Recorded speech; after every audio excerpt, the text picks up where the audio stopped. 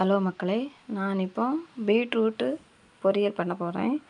அதுக்கு தேவையான பொருட்கள் 2 பல்லாரி, 4 மிளகாய், அப்புறகு அரை கிலோ பீட்ரூட்டு சீவினது, அடுத்தது அரை முறி தேங்காய் திருவினது, அடுத்தது எவ்வளோ உப்பு, ஒரு அரை ஸ்பூன் உப்பு, ஜீரகம், கடுகு தாளிக்கிறது, அப்படியே கருவேப்பிலை. இப்போ நம்ம எப்படி செய்ய போகிறோங்கிறத பார்ப்போம். சரி, இப்போ நம்ம வந்துட்டு செஞ்சுட்டு அடுப்பில் வச்சாச்சு. இனி இதில் வந்துட்டு நம்ம எண்ணெயை ஊற்றுறோம். தேவையான அளவு எண்ணெயை விடுறோம்.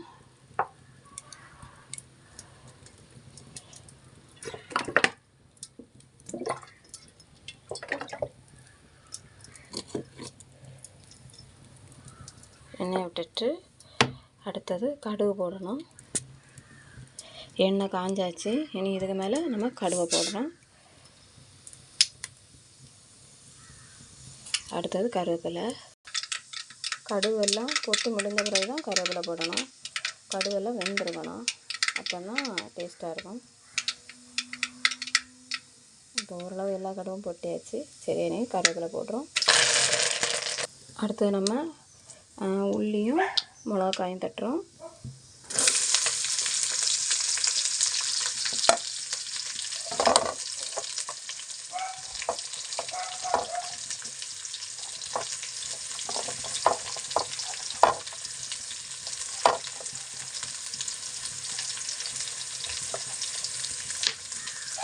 அடுத்தது இதை கிளறி விடணும்.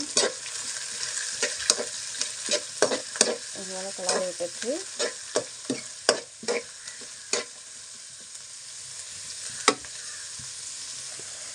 அடுத்தது அரை ஸ்பூன் ஜீரகம் போடணும். அடுத்தது எலுமிச்சை மஞ்சள் பொடி. அடுத்தது இதை நல்லா வதக்கி விடவும். நல்லா வதக்கி விடணும். உள்ளி வேகணும்னா ஒரு கால் ஸ்பூன் போல் உப்பு போட்டு அந்த உள்ளி சீக்கிரமாக வதங்கி வரும். அதனால் கால் ஸ்பூன் உப்பு போடணும். அடுத்தது நல்லா வதக்கி விடணும்.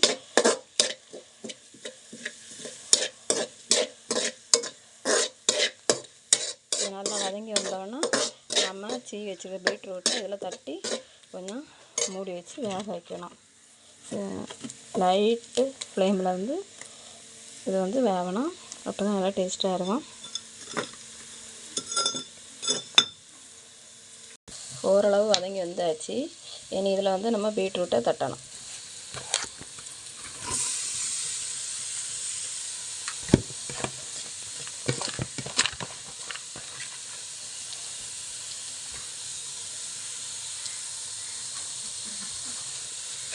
சரி, இதை லைட்டாக கலரி கொடுத்துட்டு இதுக்கு தேவையான உப்பை நம்ம மேலே போட்டு விட்டுட்டு அதை எள்ளுவில் மூடி வச்சு வேக வைக்கணும்.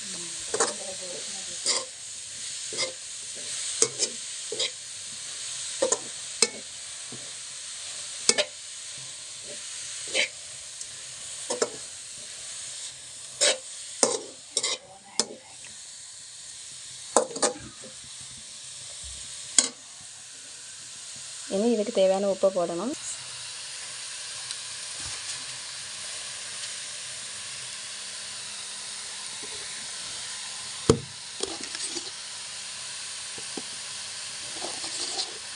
ரெண்டு டீஸ்பூன் போடணும்.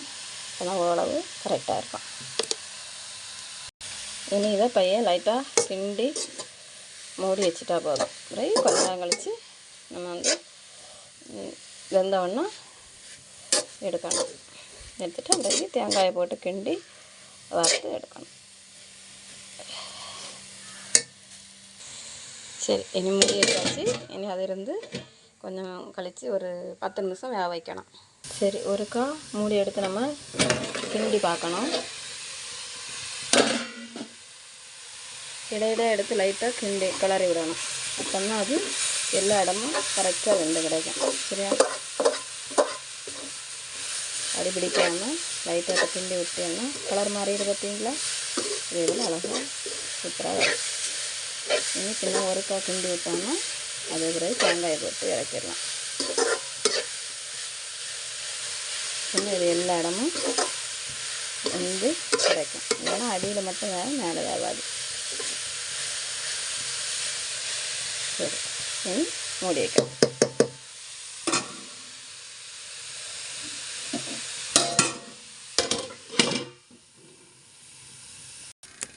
மூடியை திறந்து இனி வெந்துடும் மேக்ஸிமம். அதனால் இனி தேங்காயை போட்டுறணும். ஒரு வடை கிண்டி விட்டுட்டு இது பருவமாக இருக்குது. இனி தேங்காயை போட்டு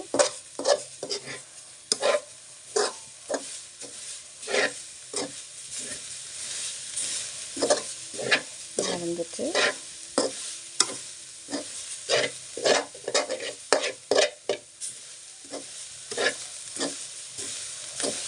இந்த பச்சை வாடை போகிற வரை நமக்கு 2 நேரம் மூடி வச்சு அவிச்சாச்சு. இனி தேங்காய் போட்டு கிண்டிட்டு இறக்க வேண்டியது.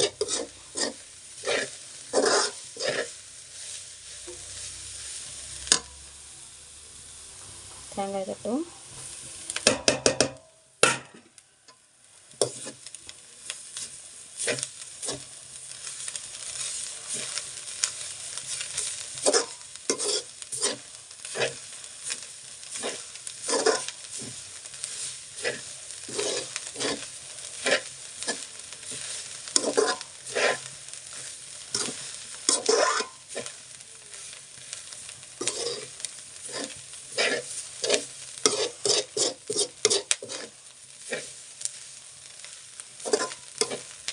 இனி எள்ளு போல் மூடி வச்சு அந்த தேங்காய் இதில் பிடிக்கிறதா எள்ளு போல் மூடி வைக்கணும். அதோட மூடி வச்சு இறக்கிறேன்.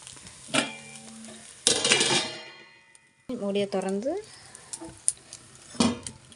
கிண்டி விட்டுட்டு அதோட மூடி வச்சு. சரி,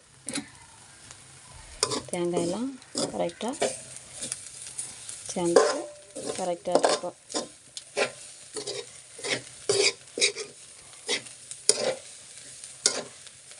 இப்பொழுது பீட்ரூட் தவிர ரெடி. சூப்பராக வெறும் சோத்தில் மட்டும் விரைவி சாப்பிட்டா கூட டேஸ்ட்டாக இருக்கும். மக்களே, நீங்களும் செய்து பாருங்கள். பார்த்துட்டு எல்லோரும் சப்ஸ்கிரைப் பண்ணுங்கள்.